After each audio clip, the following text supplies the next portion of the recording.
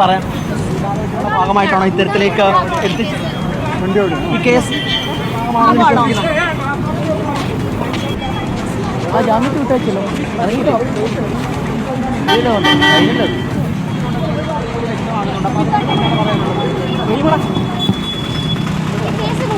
ഭാഗമാണോ മകനെതിരെ എടുത്തിട്ടുള്ള കേസ്?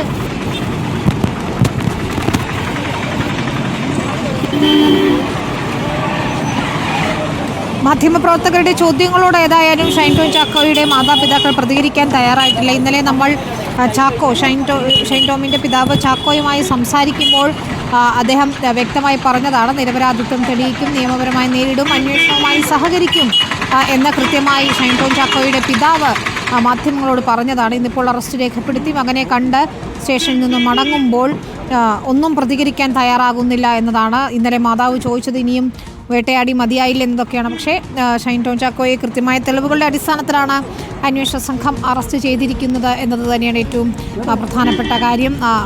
സഹോദരനും മാതാപിതാക്കളും അവിടെ എത്തിയിരുന്നു. ജോക്കൂട്ടൻ നേരത്തെ സംസാരിക്കുന്നത് നമ്മൾ കേട്ടതാണ്. അവർ വാഹനത്തിൽ മടങ്ങുകയാണ് തൃശ്ശൂരിലേക്ക് എന്നാണ് മനസ്സിലാക്കുന്നത്. ഷൈൻ ടോം ചാക്കോയെ ഉടൻ സ്റ്റേഷൻ ജാമ്യത്തിൽ വിട്ടയക്കും. അപ്പോൾ എന്തായിരിക്കും ഷൈൻ ടോം ചാക്കോയുടെ പ്രതികരണം എന്നുകൂടി അറിയേണ്ടതുണ്ട്.